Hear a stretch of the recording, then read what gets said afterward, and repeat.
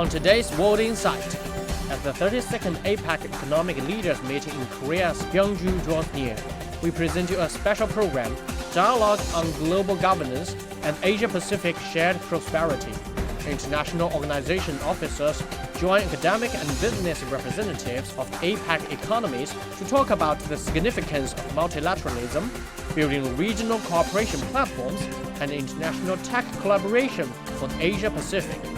The panelists are Stephen Barnett, former IMF Senior Resident Representative in China, Chang Soo-yoon, President of the Seoul International Law Academy, Choi Jae-lim, Professor of Economics, Yonsei University, David Paris-Desrosier, Chief Representative of Canada-China Business Council, Qian Feng, Senior Research Fellow at the National Strategy Institute, Tsinghua University, Gaston Qi, Media and Strategic Communication Director, Malaysian Chamber of the Commerce in China, Wang Qian, Head of Greater China, LinkedIn.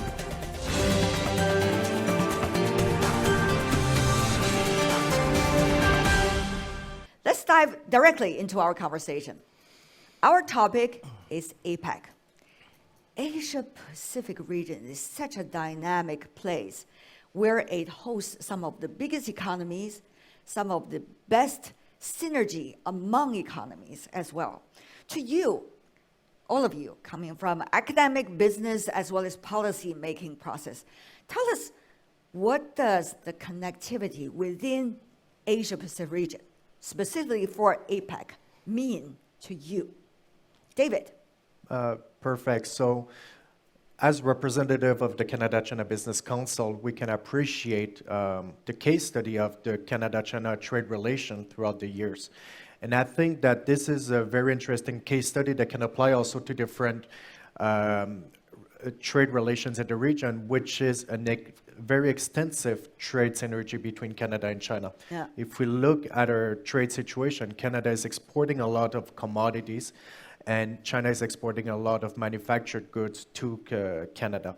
So looking at that broader relation and looking at broader APEC, we see also a lot of those synergies that are applicable to Canada in terms of their trading relations with different other economies in ASEAN and throughout the region as well. And China has similar relations as well with other economies in China. So I think that APEC provides a great platform for those economies to gather together, discuss current issues and current opportunities, and find ways also to benefit more and better trade globally in the region. Thank you for that bilateral example to help us understand how the APEC economies are actually working with one another. Not only bilateral, and certainly multilaterally. I want to call upon the advice of Professor Chang from International Law Academy to highlight both South Korea as the host country of APEC Economic Leaders Week, and also what do you make of the connectivity in the APEC region? Professor. Well, here, connectivity could be in many things. We certainly can talk about the connectivity in the trade area. We just heard about the bilateral level, but also a multilateral, and then Asia Pacific as a whole, right? So there are different layers of the connectivity that we can think about. And then beyond the trade, we can talk about connectivity among the people, connectivity among the culture, connectivity of different political systems. So in the sense that the APEC can be just a great platform through which we can talk about the various kinds of connectivity issues. Indeed. And Professor Choi, as the hosting country, for this year's APEC Economic Leaders Week and some of the earlier events as well among the ministers, and the list goes on, how is South Korea trying to understand the significance of APEC this year, particularly when the world is at a critical juncture?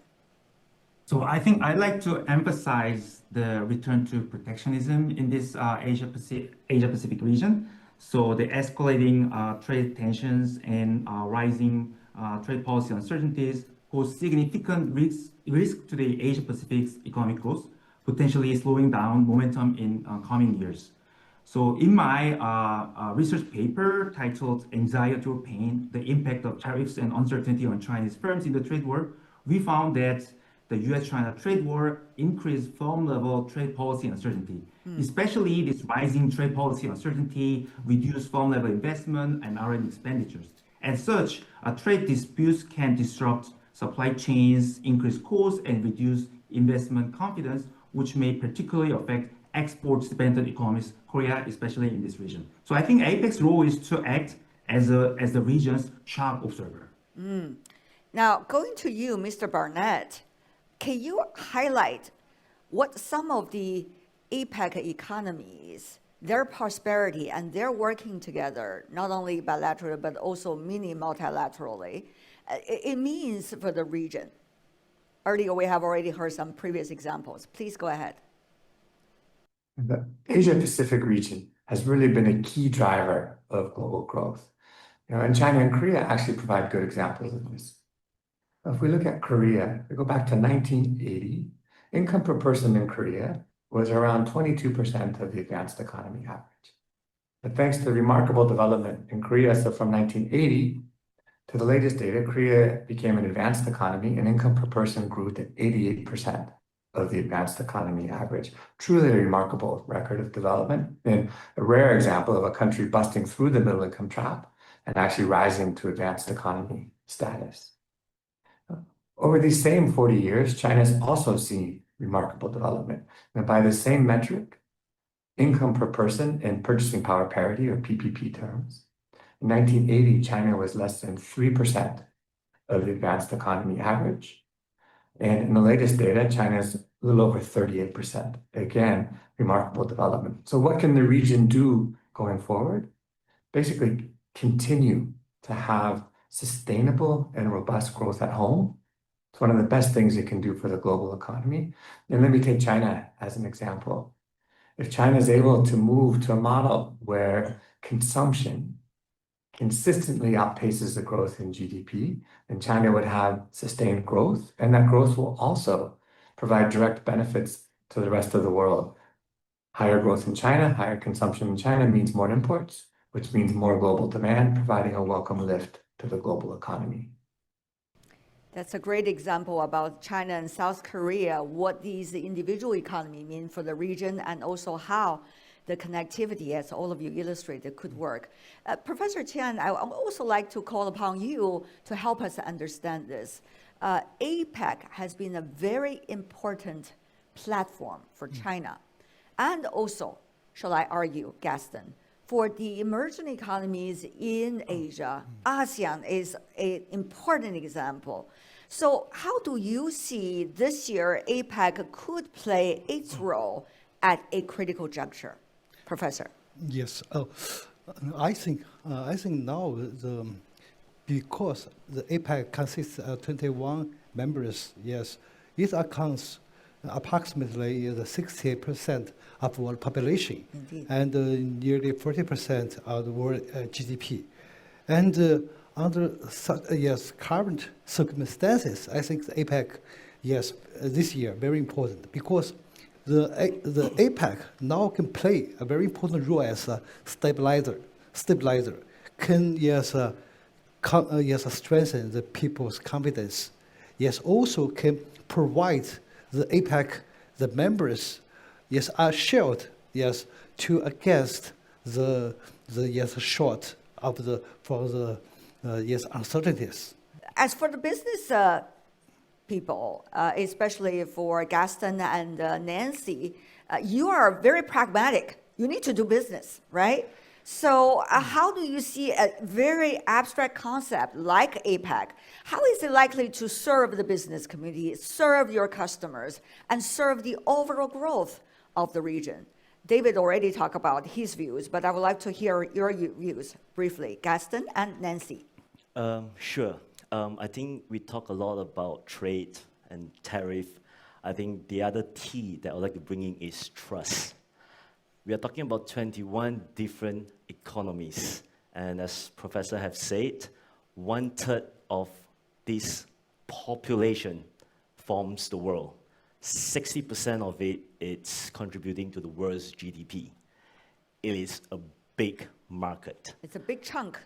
And of these 21 economies, I visited more than 11 of these countries. And although we have differences, but we all need to understand that we are all under one roof. We're a big family. And I think APEC provides a table long enough for all of these countries to have a voice. Resilience cannot be built on isolation. It needs to be built in partnership.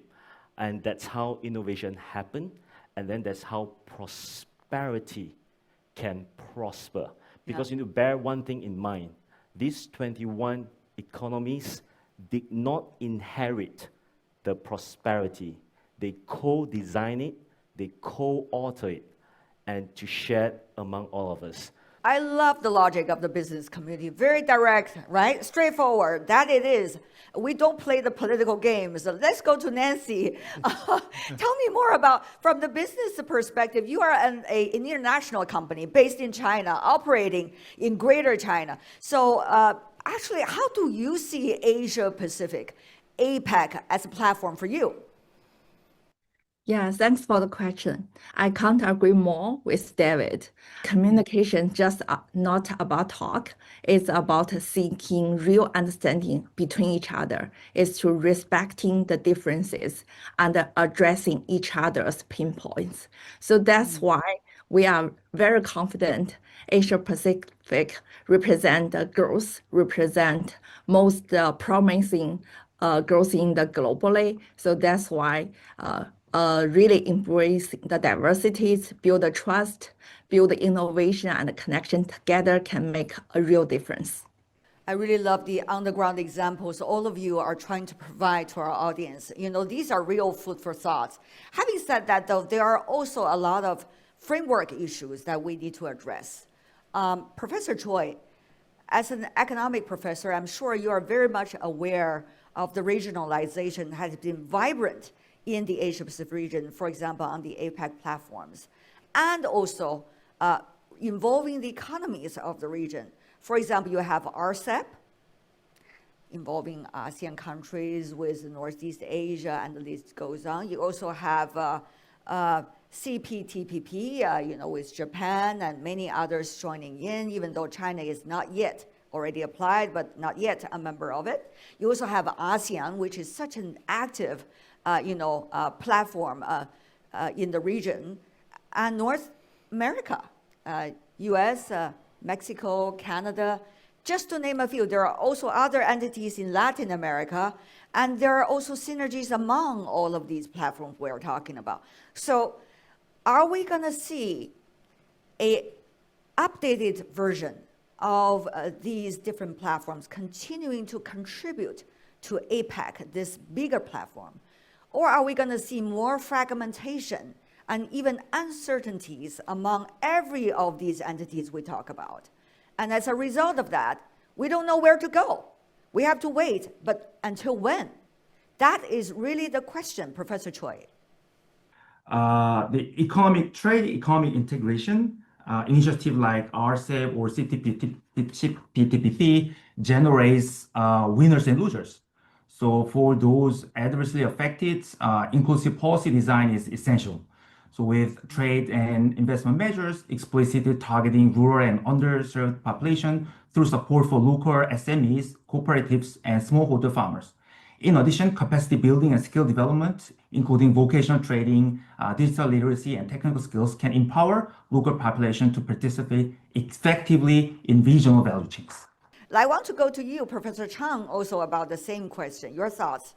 I think that we have to, in the sense, from the APEC's point of view, it's very important for APEC actually to identify what are the similarities and differences, and what are the gaps, what are the advantages and disadvantages by working together or differently with individual, institutions. So in that sense, I think even in this upcoming the APEC meeting in Korea, I do hope that the leaders would discuss about how we can actually overcome or collaborate among all these different institutions. Actually, this has not been done yet that much among the leaders. I do hope that we see some of them to be discussed.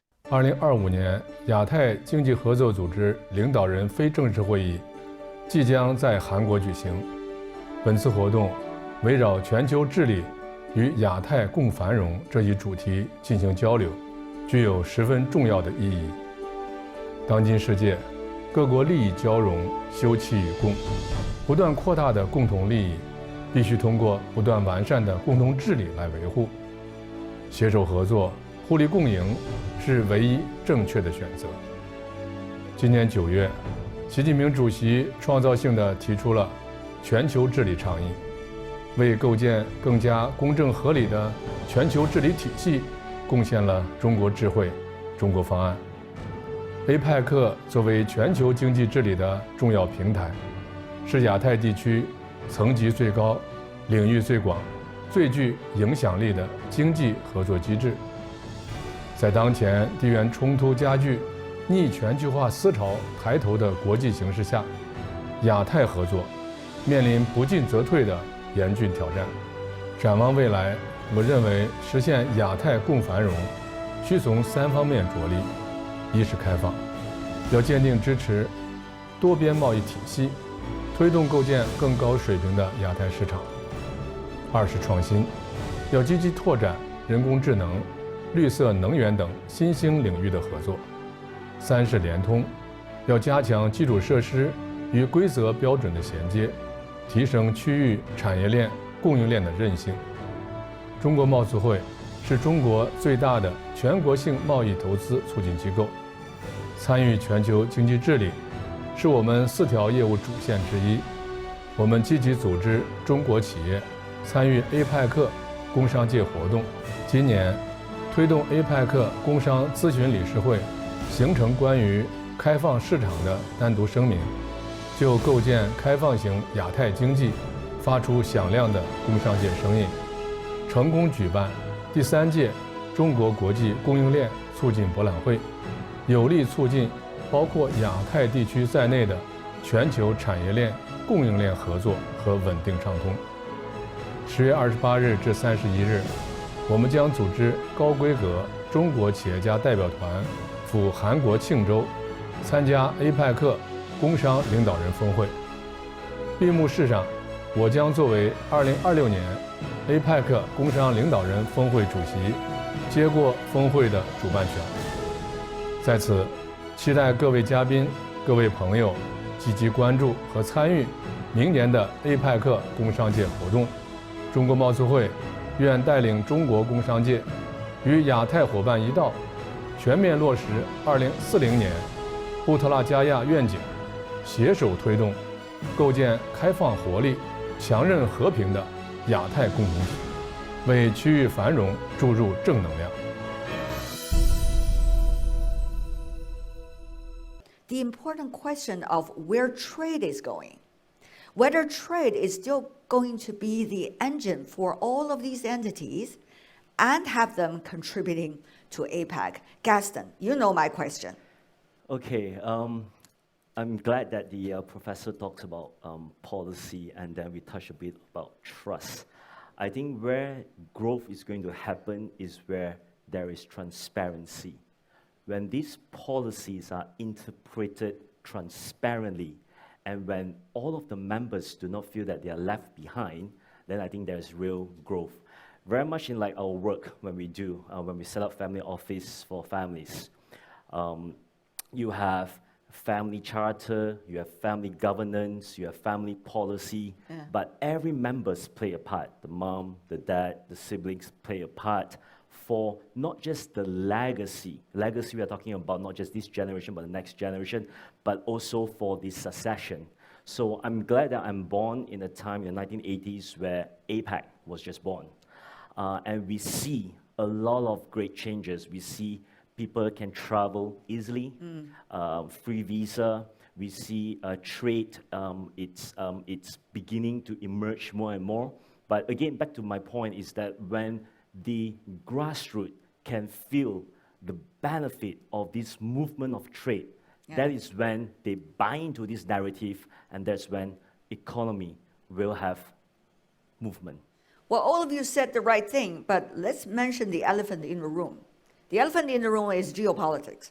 The elephant in the room is tariff, right? That brings us to all of these uncertainties. So Professor Chen, I want to call upon you.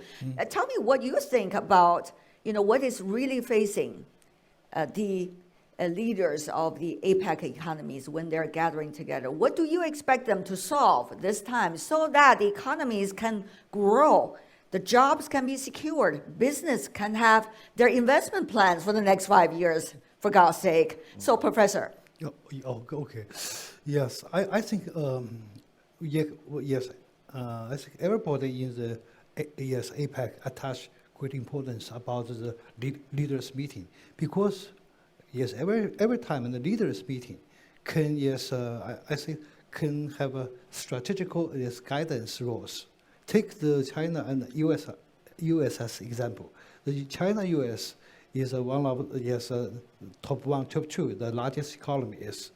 Yes, if we looking back this year and also this year the telephone call and also the two government representatives meeting, whether in London, Geneva, in Madrid, and now every time in the meet will ease the tensions, ease the tensions.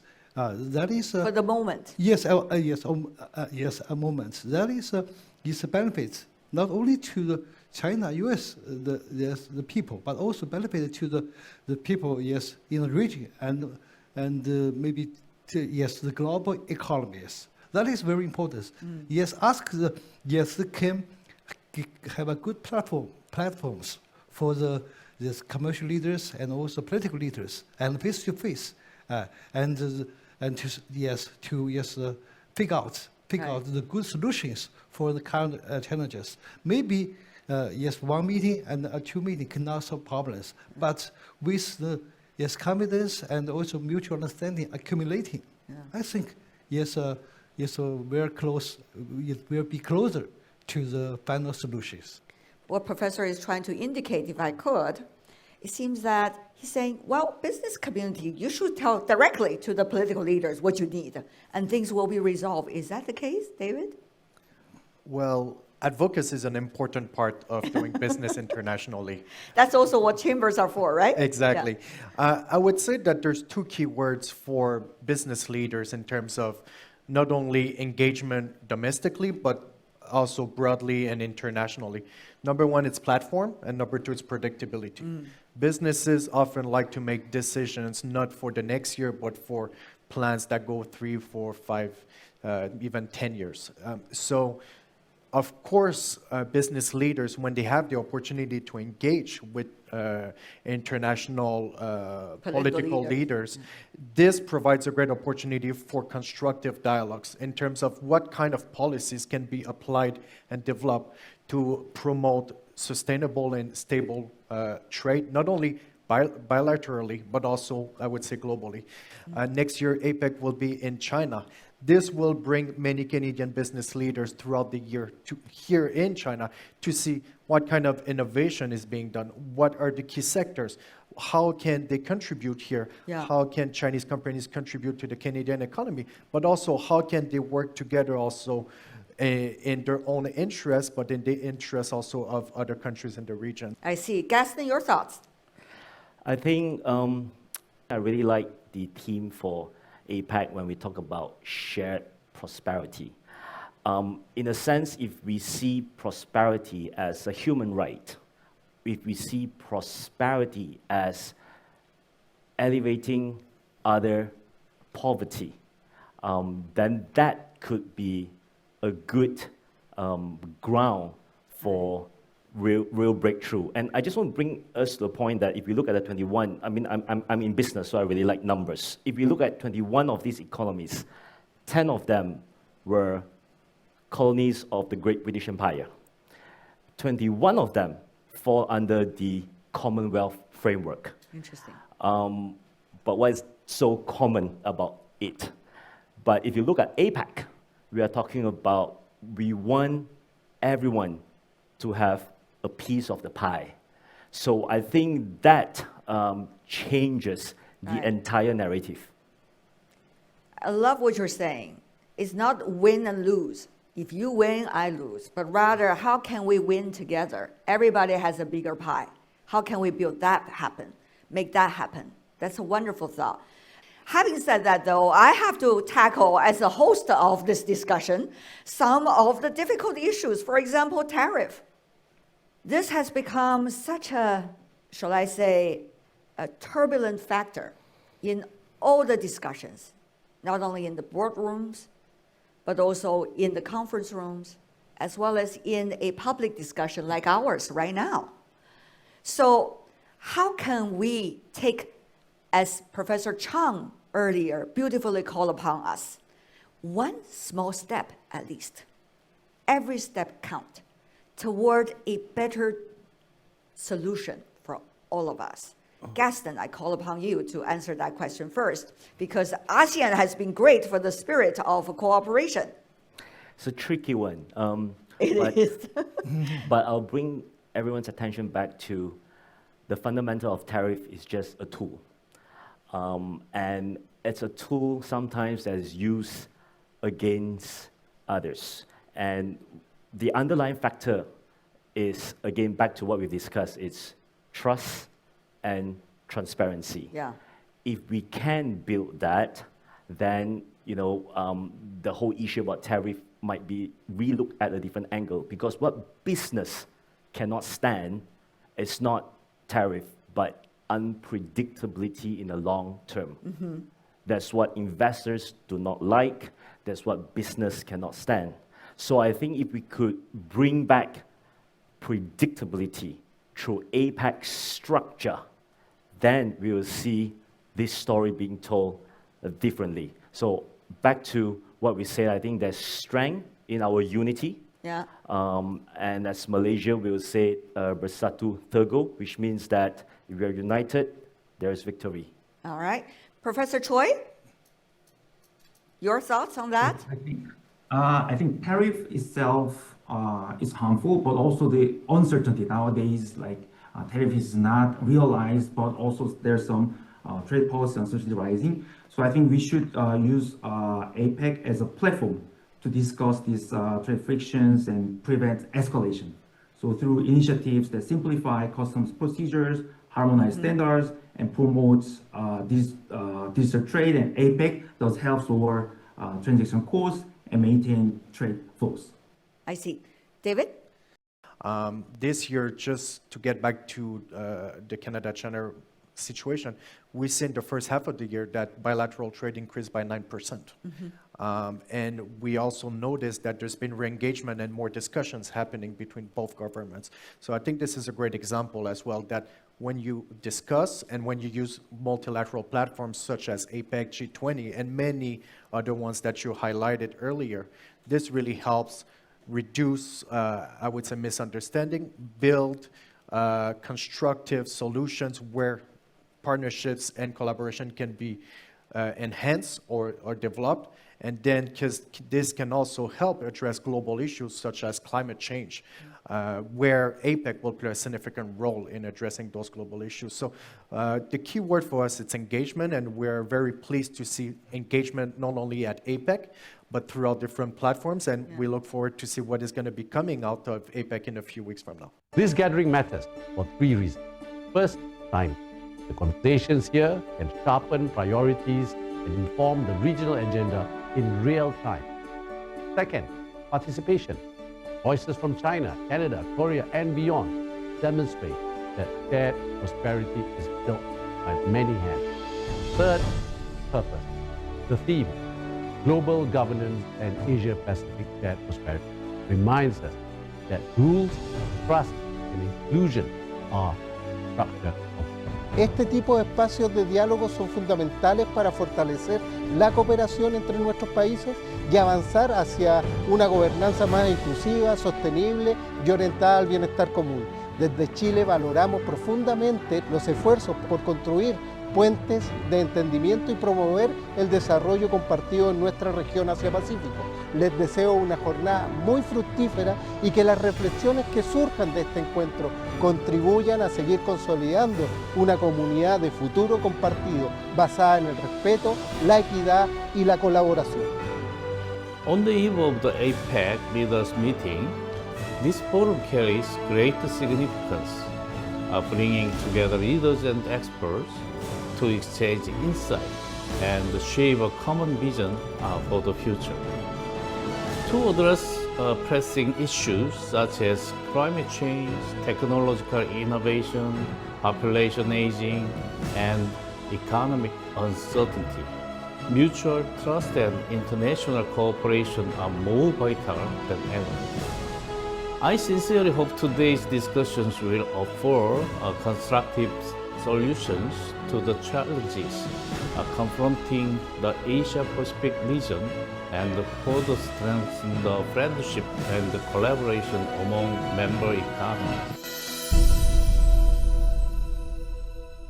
Earlier, we have been talking about how can we make the pie bigger? How can we make sure everybody can have a bigger piece of the pie? Because the overall pie is getting bigger. So that has a lot to do with what's going on in our world today. We see the trade negotiations bilaterally taking place. There are a lot of news every day, and it's always changing. However, we also see how different economies are trying to grasp the opportunities that they can to be mutually beneficial in their trade relations, in their economic relations. On that, I want to go to you, Mr. Barnett, because China, where you have been doing a lot of research on over the decades, has just been making public its general outline for the 15th five-year plan. Not specific, we're waiting for details, but general outline. So your take on that in relations to the question of how can we make the overall pie bigger? So, Mr. Barnett. China's had remarkable development over the past several decades. Indeed, with average growth of around 9% per year, this is by far the fastest of any major economy over this period. Sometimes this is called the China growth miracle. I tend to view it not so much a miracle as a direct result of China's reform and opening up.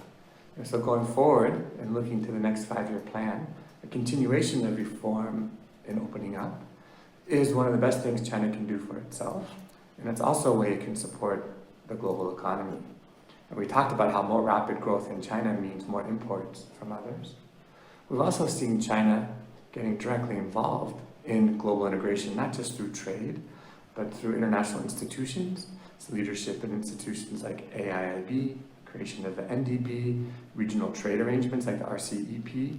All these are an example of China becoming more globally integrated into the world economy. When we look specifically at the policies going ahead, I think really the key for ensuring robust growth in China in the period ahead is finding reforms to generate productivity growth. And productivity growth really, we thought it was coming from two areas. One is innovation, which gets an awful lot of attention. One that's equally, maybe even more important, that gets perhaps less attention, is the allocation of resources. Ensuring that economic resources flow to the activities and sectors where they can be best used is one of the most important ways to increase productivity and actually can provide one of the biggest lifts to global growth. Therefore, some of the early announcements we've seen related to the next five-year plan are quite encouraging. The idea of giving full play to the market and allocation of resources is really critical to driving growth going forward. Thank you very much for that analysis. Go to you also, Professor Chen, about the Chinese economy just as example among many of the APEC economy. And then I'm going to go to other economies for their analysis as to how they can contribute to make the pie bigger by having better economic realities for the rest of the region. Okay, Professor Chen. Our neighbors, Japan, but also the Singapore, and also the South Korea, they also have the same problems. Democratic challenges. Yes, how can we can find out figure out some ways to transfer the challenges, the disadvantage into the opportunities for business, such as the China, Japan, the RK, and Singapore. Can maybe have some mechanism such as to share some useful data for how to take care of the other people. How we sit together we can figure out how to explore our potential, such as other people's tourism and also the pension, and the pension and the finance problems. That is, can at the same time, also we can join together to find some ways to open our market, we can collect our capabilities to make create more opportunities and also can benefit to each other countries. So actually, synergy leads us to a big Yes. That's for sure. Go to you, Professor Choi, as an economic professor. You see how to make the pie bigger in the Asia-Pacific region for APEC and for all our economies, from South Korea, for example. Okay, so the role of, I think, Asia-Pacific economies, such as China and South Korea, is crucial in increasing pie and promoting shared growth, both regionally and globally. First, China's rapid technological development, large domestic market, and investment in AI and digital infrastructure have positioned it as a major engine of regional growth, facilitating innovation, enhancing productivity, and providing market opportunities for neighboring economies. And as China shifts toward high-tech and consumption-driven growth, its evolving economic model has potential to benefit the region through technology sharing, supply chain resilience, and market access, provided this is done transparently and inclusively. Let's go back to the South Korea. South Korea exemplifies how a strong focus on education, research and development, and innovation ecosystems can transform a small economy into a global tech leader, particularly in semiconductors, digital infrastructure, and smart manufacturing. I see. To Malaysia, how things are evolving, and how can we make the pie bigger? I think if we look at ourselves not as competitors, but rather complementary partners, then we could definitely make the pie bigger. In the case of Malaysia, we do not have the scale like China, but we are strategically positioned. So some of our manufacturing hubs, manufacturing capabilities are complementary to the value chain of China. And if we look at ourselves that way and we form partnership around strategic alliance, then this pie can not only get bigger, but can also have a spill-on effect to neighboring countries. And I think that's the secret sauce to the success of APEC. David, what about for Canada? Well, I think Canada has been embracing multilateralism for a very extensive period of time. And what we've seen Canada being able also, as an energy superpower, or one of the main powers in the world, to be able to contribute to innovation in that sector. There's projects about hydrogen, about the use of fossil fuels that is more sustainable, hydroelectricity, and we see great opportunities for Canada to contribute in the region in that front. But also we are an economy driven a lot on services, so quality services as well can help contribute to the greater pie. But I think it has to do also with consumer goods is also another sector that we look at, but I think it has to do also with engagement in finding solutions to address common global issues, and also driving maybe the presence of more SMEs throughout the region as well, where we can see SMEs being able to develop and grow, and those companies, when they're able to grow and they're able to penetrate more markets, they're also able to create jobs, contribute to the local economy, and bring more prosperity throughout the region. So I think Canada-China's relation and trade relation, how it has evolved in the last 40 years, is a great example of how the different relations can between Canada and other economies in the region can be. I like that long-term view that you just taken. Very nice. So not only generally speaking about the economy and the pie getting bigger, we have tools. One of the tools is innovation. AI is leading a lot of changes in all industries. Of course, there is some debates about whether it will remain a growth engine for long before people really make a lot of money. out of the technology, or we have to wait another period of time before that happens. So on that, I want to go to Nancy, to Chen. You are working for a high-tech company, but at the same time, that company is so much linked to the social landscape that's changing in the Asia-Pacific region. So maybe you are the best one to help us understand how much innovation, especially AI, can be a tool for us for the positive change for the region. Nancy. That's a great question. I know at a tech company like LinkedIn, we are really embracing AI because AI is transforming everything from how we work to how we live. So based on LinkedIn's Future Talent Report, by 2030, 70% of the skills at our current jobs will change. So that's why whether you can grasp this AI transformation is really crucial for either individuals or the companies, even the countries, can be successful in the future. So that's why based on our platform, we see a tremendous growth on the AI skills. Let's take APEC as an example.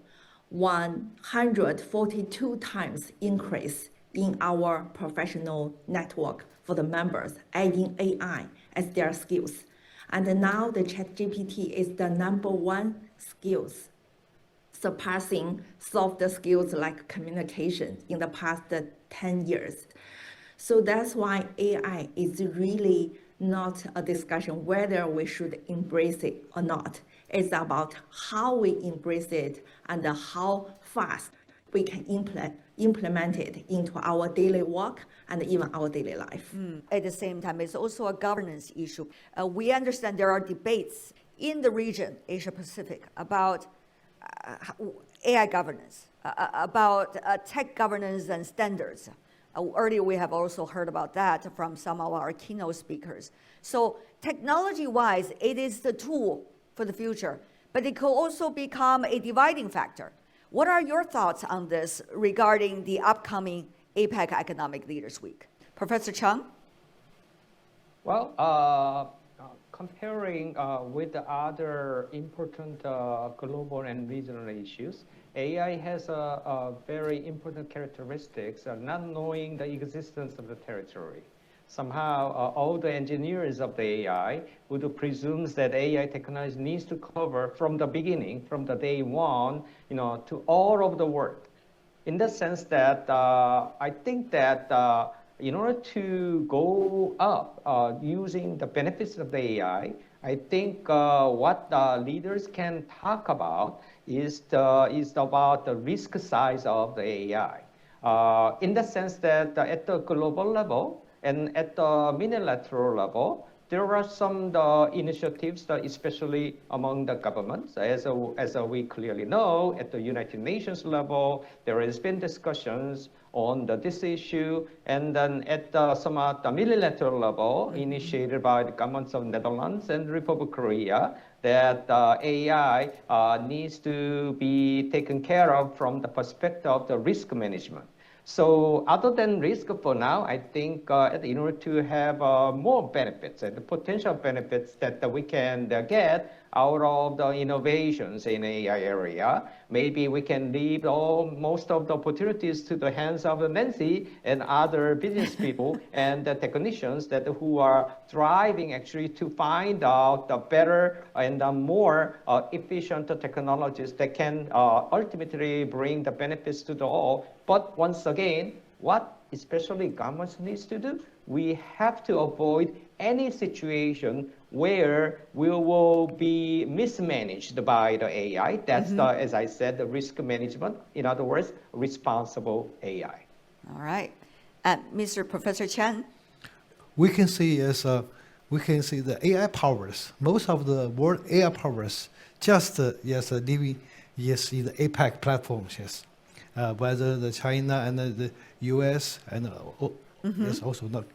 We can have a lot of things to do. Yes, but at the same time, we do not forget the AI is just like previously technology. Some groups they developed very fast by AI empowerment, but we do not forget there are still a lot of vulnerable groups. Yes. Technological gap Yeah. to be addressed so that to bring the society as a whole Yes, to witness. justice. So I want to thank our wonderful panelists for giving us a lot of food for thoughts. Thank you so much, ladies and gentlemen, for your input to help us solve some of the thorniest issues of our world today. And of course, our young leaders sitting here and beyond this room who are going to build bridges, I'm sure, for the future. Thank you so much for being with us. All the best. Thank you.